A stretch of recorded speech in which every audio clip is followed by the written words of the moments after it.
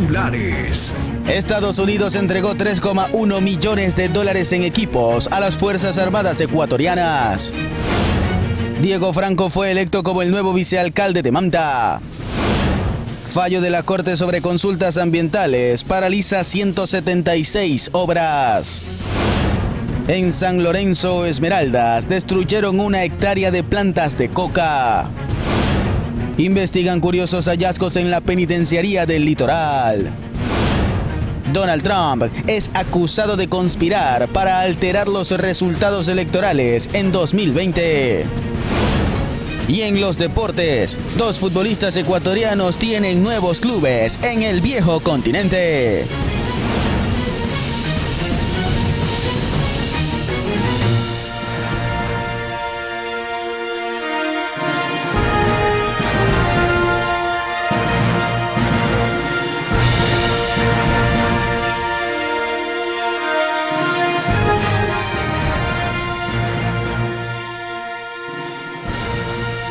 Esto es Noticias Soromar de las 9 de la noche con la conducción de Tania Lor.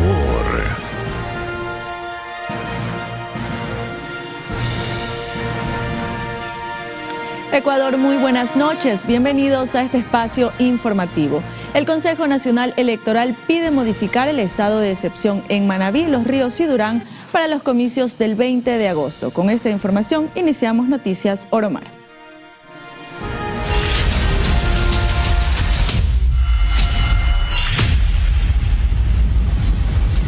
En la penitenciaría del Litoral, ubicada en Guayaquil, se registró una nueva intervención en la que se descubrió una piscina con tilapias de exportación. Pero no solo eso, también hallaron 15 perros.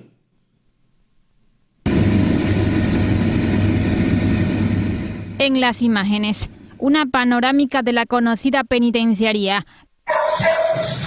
Pero más de cerca se evidencian hallazgos pocos comunes, como una piscina con 100 tilapias de exportación. Además, la intervención que se realizó desde la madrugada de este 3 de agosto dejó drogas, armas, granadas, una granja con pollos, patos y 15 perros. En la acción participaron policías y militares, los que revisaron los pabellones 5, 8 y 12 de la prisión donde en julio pasado 31 presos fueron asesinados. Y según Guillermo Lasso, presidente de la República, este tipo de requisas tienen como objetivo desarmar a las organizaciones criminales y reducir la violencia. De su lado, la Fiscalía informó que abrió de oficio una investigación previa por el ingreso de artículos prohibidos. Esta operación es la tercera en la penitenciaría, desde la más reciente masacre. Belén Mendoza, Noticias Romar. Un experto en rehabilitación social explicó que la propuesta del alcalde de Cuenca, Cristian Zamora, de construir retenes en las afueras del centro carcelario de Turi es imposible. Antes habría que modificar la Constitución. Construir retenes en las inmediaciones de la cárcel de Cuenca en Turi para controlar el arribo de privados de la libertad de otras regiones del país es imposible, asegura el experto en asuntos de rehabilitación social Christopher Gallegos. Necesitamos reformar la Constitución de la República, cambiar la Constitución de la República, y eso no se puede cambiar con la voluntad política del electorado de Cuenca. Es un tema nacional, de potestad exclusiva del Estado y del gobierno central. No es un tema de los gobiernos autónomos descentralizados como el señor alcalde equivocadamente cree.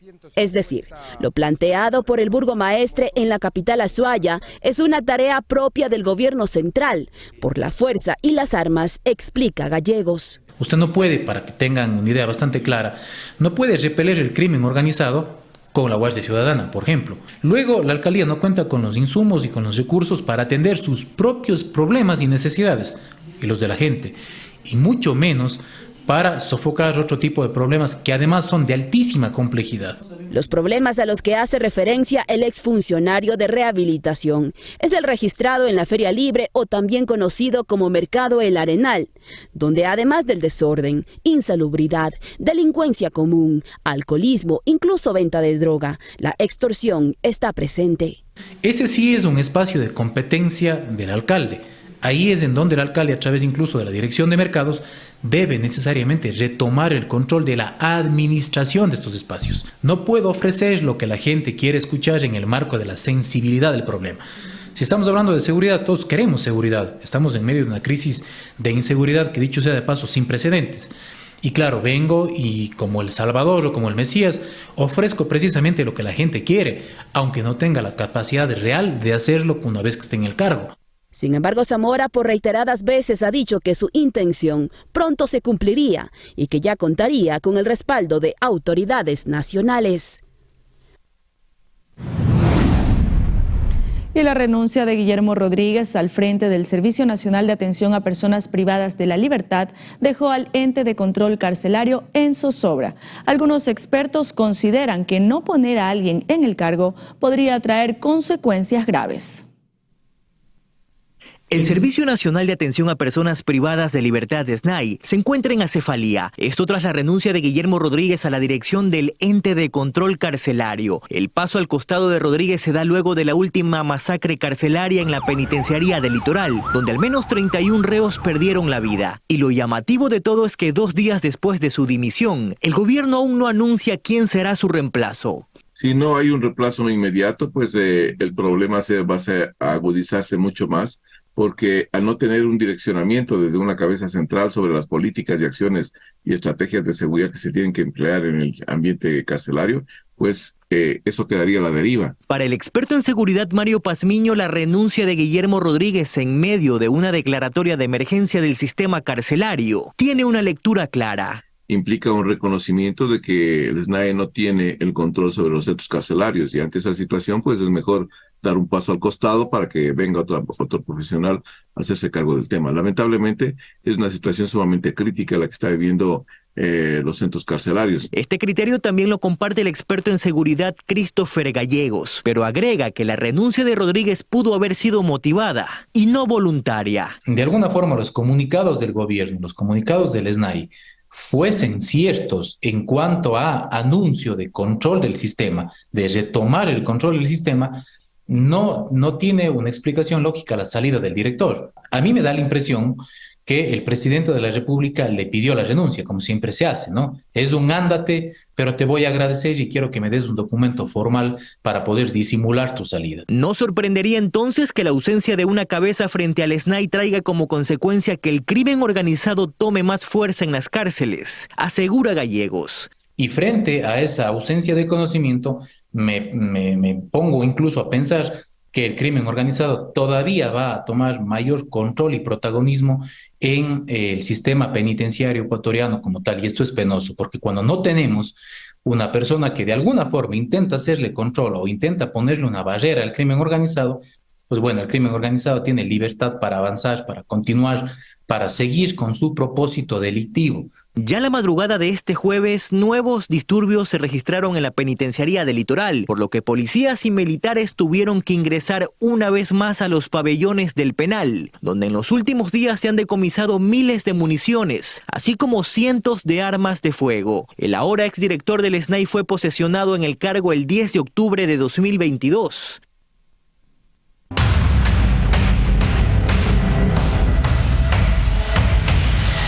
Y ahora les contamos que el riesgo país de Ecuador se elevó considerablemente, a tal punto de ubicarse como la segunda nación de Latinoamérica con la peor cifra en este indicador.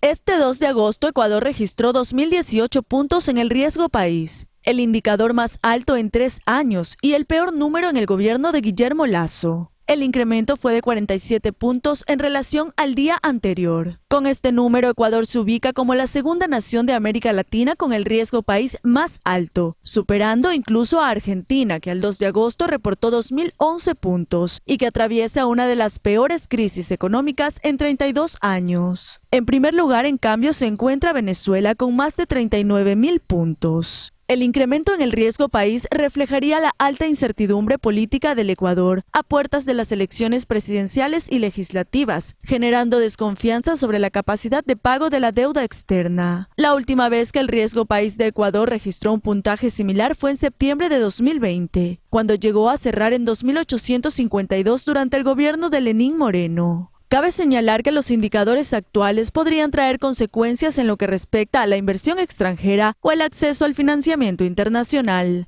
Tania Loor, Noticias Oromar.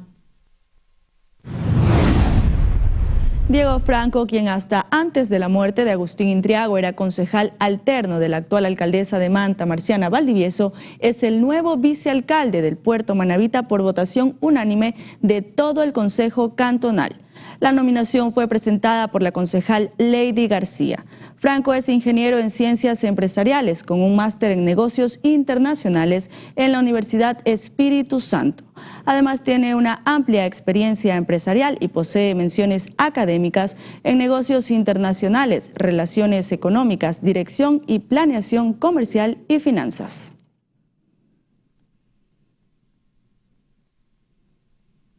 Por otro lado, el ministro de Ambiente, José Dávalos, rechazó la decisión de la Corte Constitucional que suspendió de manera provisional la realización de las consultas ambientales en zonas de interés para desarrollar proyectos extractivos. Reacción y afectaciones tras fallo de la Corte Constitucional. Representa una potencial afectación a 176 procesos de licenciamiento que se encontraban a espera de la consulta ambiental al día de la emisión de este auto de admisión. Esto quiere decir que estos 176 procesos deberán continuar esperando si es que esta decisión de la Corte se mantiene. Pero más grave aún es que se ha pretendido indicar que esta consulta ambiental es para 2 procesos de minería, cuando la realidad es que 27 procesos de licenciamiento ya habían iniciado con la consulta ambiental. Procesos que incluyen hoteles, gasolineras, actividades agrícolas e industriales e incluso actividades que los GATS realizan para el cumplimiento de las necesidades de sus propios ciudadanos, tales como construcción de vías, plantas de tratamiento de aguas residuales. Sobre la participación de las comunidades y pueblos indígenas.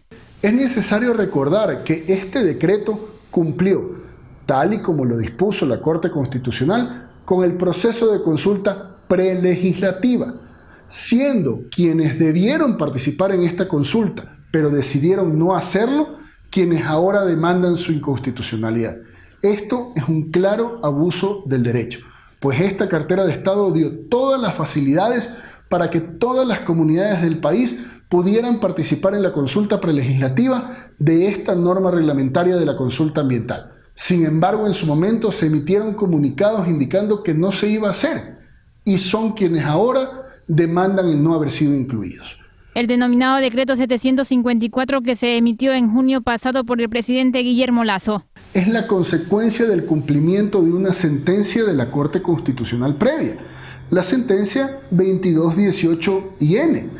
Y mediante esta sentencia, en su decisión 7, se le dispone al presidente de la República reformar mediante norma reglamentaria la consulta ambiental para incluir los criterios que la propia Corte había dado.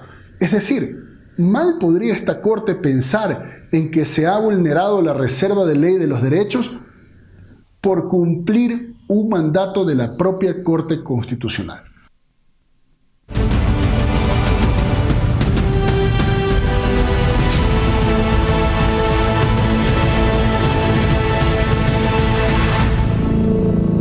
En temas electorales, la Policía Nacional recibió credenciales para ejercer el voto facultativo. En ese acto, la presidenta del CNE, Diana Atamaín, desmintió que ella se haya opuesto a que exista un trabajo coordinado con las Fuerzas Armadas y la Policía Nacional, como se revela en redes sociales. El turno para recibir las credenciales que los habilita a ejercer su derecho al voto fue este jueves para los policías. Allí, en ceremonia oficial, se formalizó la entrega de 51.068 credenciales. La titular del CNE invocó a los uniformados a que hagan uso del derecho que les otorga la Constitución y el Código de la Democracia. También fue el momento oportuno para que la señora Atamaín desmintiera y rechazara aquella versión que aparece en las redes en las que se manifiesta que ella estaría opuesta a que Fuerzas Armadas y Policía Nacional coordinen con el organismo electoral las acciones tendientes a fortalecer el trabajo con miras a los comicios del 20 de agosto. Rechazo rotundamente y ratifico una vez más en este espacio que el proceso de elecciones no podría desarrollarse sin el apoyo de la fuerza pública, sin el apoyo de las Fuerzas Armadas y de la Policía Nacional, que siempre han cumplido un rol cívico importante en el desarrollo de los comicios, en la historia democrática de nuestro país. El coordinador de los comicios por parte de la Policía Nacional instó a sus camaradas de uniforme a sufragar en estos históricos comicios y que hagan uso del voto facultativo. Quienes voluntariamente decidan ejercer su derecho al voto, me refiero a los miembros de la Policía Nacional, lo hagan pensando en el Ecuador, en el futuro de sus hijos y sus familias. En 17 días, los ecuatorianos volveremos a estar frente a las urnas para apostar por un nuevo destino.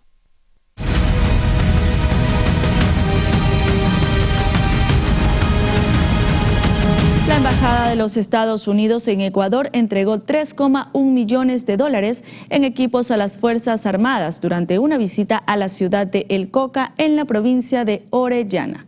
Las contribuciones incluyeron 1,1 millones de dólares en equipo militar, 1,3 millones para la construcción del centro de mantenimiento fluvial. Las contribuciones incluyeron también $747,000 en equipos de comunicaciones a la Brigada de Infantería de la Marina San Lorenzo. Estas entregas forman parte del compromiso del Comando Sur de Estados Unidos con el Ecuador en apoyo a las operaciones de interdicción marítima a lo largo de la frontera norte y las vías fluviales amazónicas asociadas. Y presten mucha atención porque Ecuador se posiciona como el tercer país en el mundo en incautar droga. El ministro del Interior, Juan Zapata, informó que 1,000 agentes se incorporarán al servicio de inteligencia de la Policía Nacional para reforzar la lucha contra el narcotráfico.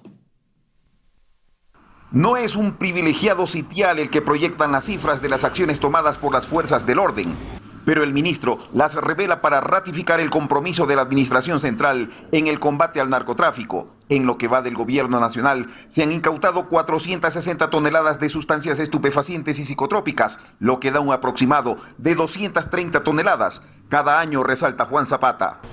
Lo que ratifica que el Ecuador es el tercer país en el mundo que incauta droga. Esto lo ha revelado el secretario de Estado en un conversatorio sobre seguridad ciudadana coordinado por la Cámara de Comercio Chilena Ecuatoriana. Allí, el ex coronel de policía dijo incluso del monto aproximado que han sido afectadas las organizaciones criminales por las incursiones policiales en nuestro territorio. En números es entre 23.000 y 29.000 millones de dólares la afectación a las estructuras narcocriminales.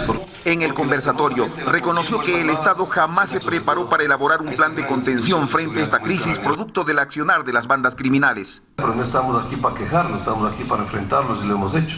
Y para dar el mensaje de tranquilidad al mundo, dijo estar seguro y plenamente convencido del reforzamiento de inteligencia policial. Por ello anunció que 1,000 elementos serán incorporados a recabar información desde las estructuras criminales, pues ha dicho que con este contingente de policías especializados se tendrá importante información sobre los movimientos de los grupos delictivos. Y la Universidad Católica de Santiago de Guayaquil actualmente acoge a 60 policías. Los agentes son parte del programa de fortalecimiento de la Policía Nacional. La institución educativa ofrece duchas, electricidad, internet, entre otros recursos. La Universidad Católica de Santiago de Guayaquil actualmente acoge a 60 policías en las aulas de la Facultad de Artes y Humanidades. Este grupo forma parte de los nuevos policías distribuidos por la Zona 8 que corresponde a Guayaquil, Durán y San Borondón. Los gendarmes llegaron el pasado jueves 15 de junio como parte del programa de fortalecimiento de la Policía Nacional. A nosotros nos ayudan muchísimo en nuestra seguridad. Y entonces cada vez que podemos ayudarlos, apoyarlos, respaldarlos en lo que ellos necesitan, pues nosotros lo hacemos. En este momento hay aproximadamente 60 policías en este momento. Están por venir en el transcurso de la semana, posiblemente mañana viernes o el sábado, aproximadamente 120 efectivos más.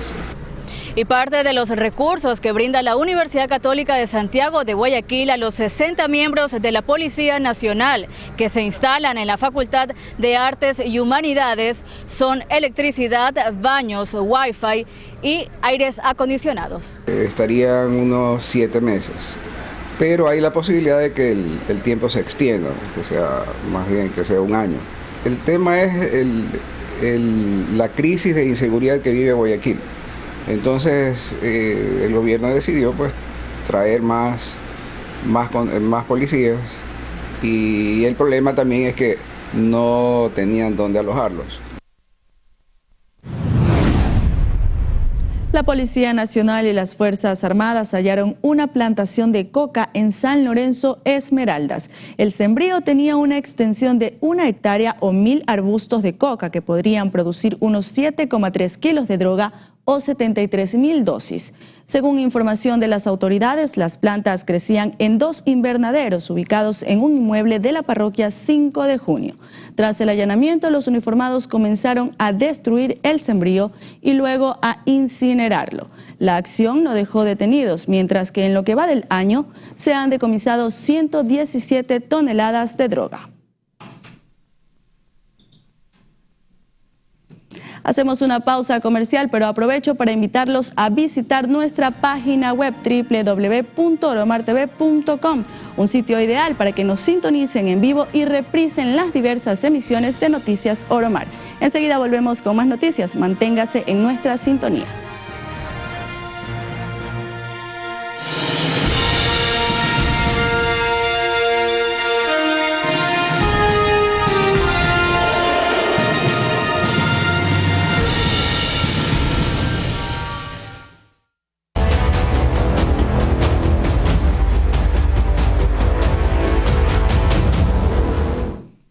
Regresamos para contarles que propietarios de papelerías y librerías en Cuenca prevén una alta demanda en la comercialización de útiles escolares.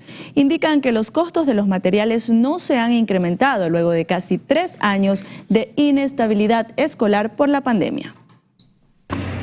Otro periodo lectivo se avecina en la región de la Sierra y Amazonía, y con ello, la mayoría de papelerías se abastecen de materiales escolares para la venta en esta temporada.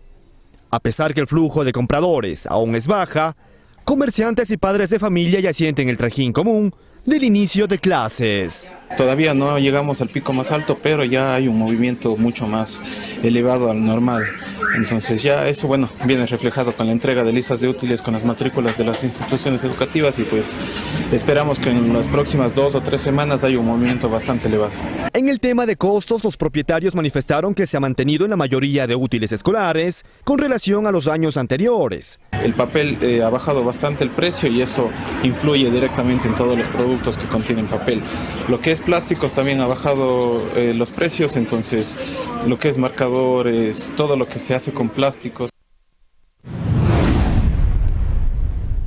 En otro tema, el Banco Interamericano de Desarrollo aprobó un crédito para Ecuador de $500 millones que serán utilizados en el fortalecimiento de la inversión social presupuestada para el año 2023 y también el financiamiento preventivo para enfrentar el fenómeno de El Niño. El ministro de Economía, Pablo Arosemena, indicó que estas condiciones son favorables para el país y detalló que dicho crédito cuenta con una tasa fija que podrá ser reembolsada a lo largo de 19 años, con un periodo de gracia de hasta 7 años. Recordemos que a inicios de julio la Secretaría de Riesgos declaró emergencia amarilla en 143 cantones de 17 provincias a vísperas de la llegada de El Niño.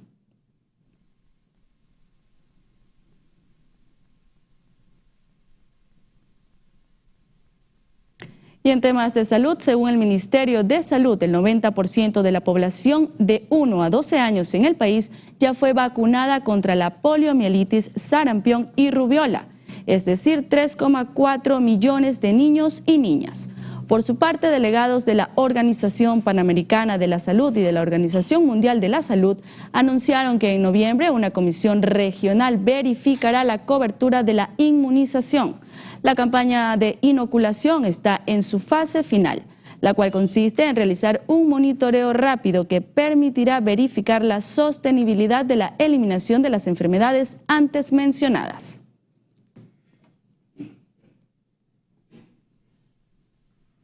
Con esto hacemos una nueva pausa comercial y enseguida volvemos para revisar hechos violentos y otros sucesos más. Acompáñenos.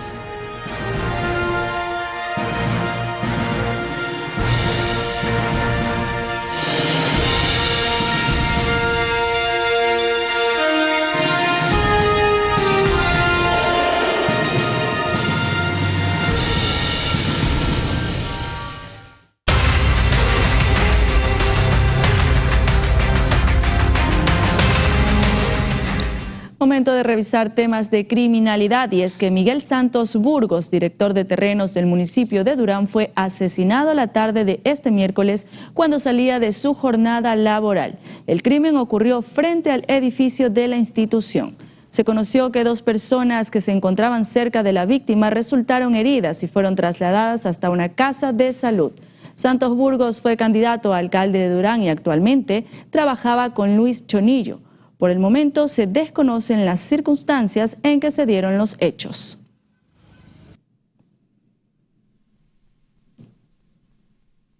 Y esta madrugada en Puerto Viejo, sujetos armados asesinaron a un paciente de un hospital. El ciudadano recibía atención médica, puesto que en días pasados había sido víctima de un ataque armado. El Hospital Verdi Ceballos Balda de Puerto Viejo, en la provincia de Manabí, se mantiene bajo resguardo policial y el código plata activado, tras registrarse un asesinato al interior del mismo la madrugada de este jueves 3 de agosto. Los atacantes se habrían hecho pasar por familiares de un paciente. Se encontraba en rehabilitación, lo suben hacia el segundo piso donde estaban en observación. Y el día de hoy, en horas de la madrugada, a eso de las 4:30 de la mañana, los guardias de seguridad permiten el ingreso de 2 ciudadanos con aparentemente unos pañales. Ellos se habían identificado que ingresan a maternidad a esa hora. Miren, a esa hora, cabe resaltarle, y estos ciudadanos después se trasladan al segundo piso, a la segunda habitación del segundo piso. Ellos, o sea, tenían información privilegiada de dónde se encontraba este ciudadano. No activan el código plata y lamentablemente se registra este asesinato. La víctima, identificada como Luis LG, de nacionalidad venezolana, había sufrido un atentado el pasado 28 de julio en San Alejo de la capital manabita. Había ingresado el día viernes, ahora en horas de la tarde, casi a eso de las 3:30, y ya luego del tratamiento respectivo ya se encontraba en observación. Posiblemente hubo una falta de confianza o mucho exceso de confianza de los funcionarios del hospital. En todo caso, estamos investigando. Extraoficialmente, se conoció que los sicarios huyeron de manera inmediata ante el susto y los gritos de quienes se encontraban a esa hora en dicha casa de salud. El cadáver fue trasladado hasta el Centro Forense de Manta, mientras unidades especializadas recababan indicios. Este caso se suma a la incursión armada del 27 de noviembre de 2022, cuando 7 hombres con fusiles acabaron con la vida de alias Carasucia, quien estaba en cuidados intensivos en el Hospital Napoleón Dávila de Chone. Katia Mero, Noticias Soromar. Y en Guayaquil, 2 sujetos que asaltaban a transeúntes en una motocicleta resultaron heridos tras enfrentarse a elementos policiales en una de las calles de Flor de Bastión. Al parecer, los moradores habrían dado aviso a las autoridades sobre la presencia de los delincuentes, quienes se encontraban armados. Luego de una persecución se produjo un cruce de fuego y como resultado de la balacera, los individuos salieron heridos y fueron trasladados al hospital de Monte Sinaí, donde ahora su pronóstico es reservado.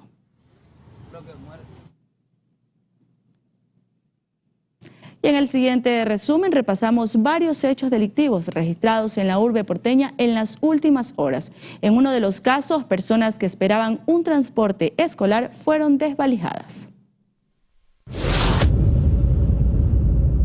En Guayaquil, exactamente en el sector Mucholote, delincuentes armados que se trasladaban a bordo de una motocicleta asaltaron a una mujer.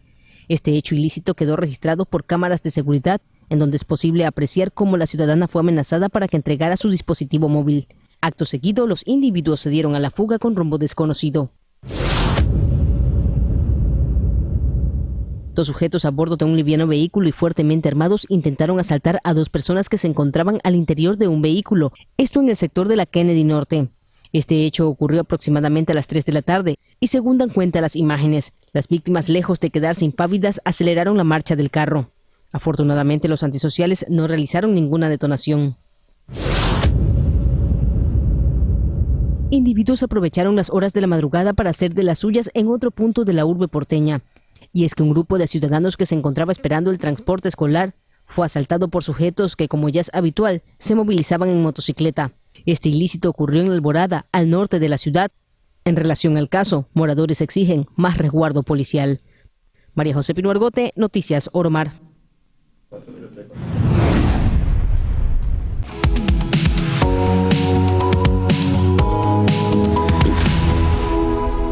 Pasamos a nuestro segmento empresarial en donde les contamos que Dulcamare tiene amplia gama de productos naturales. Aquí les detallamos dónde pueden adquirirlos. Hace más de 20 años, el miedo de perder a su esposa enferma de cáncer hizo que Sebastián Signi Arcentales experimentara con la planta Dulcamara y descubriera un sinnúmero de beneficios. Los beneficios de esta planta son que son un regenerador celular, regenera el sistema nervioso, el tejido adiposo, regenera órganos y tejidos, músculos, huesos, tendones, cartílagos. Dulcamare se volvió una marca reconocida a nivel nacional e internacional, y es que actualmente cuenta con una gran gama de productos. Comenzamos a desarrollar el primer producto, que fue el Panacer, es un producto que regenera el cerebro, hace que, por ejemplo, no tengan epilepsia los niños, o los niños con capacidades diferenciadas comiencen a salir de sus condiciones. Luego de ello creamos productos antivirales, que por ejemplo en esta temporada que fue la pandemia, inactivaba los virus como el COVID. Actualmente inactiva virus como el dengue, zika, chikungunya, herpes zóster, gripe estacional, resfriado común o influenza. Cada uno de estos productos fueron pensados en mejorar la calidad de vida de cada paciente. Todo lo que son enfermedades incurables, degenerativas, terminales, catastróficas, crónicas, agudas o progresivas, hay más de 80 productos desarrollados en nuestra empresa Dulcamare y uno de ellos le va a ayudar a cambiar sus estrellas, a mejorar su calidad de vida, a tener una oportunidad de vida prácticamente. Los diferentes productos de Dulcamare cuentan con su respectivo registro sanitario. Bueno, todos absolutamente tienen sus registros sanitarios, todos tienen estudios, certificaciones tanto nacionales como internacionales. Dulcamare cuenta con un vivero y un laboratorio de última tecnología para la elaboración y envase de sus productos. Además, cuenta con una red de distribución en crecimiento con locales en varias ciudades de Ecuador y distribuidores en algunos países. María José Pino Argote, Noticias Oromar.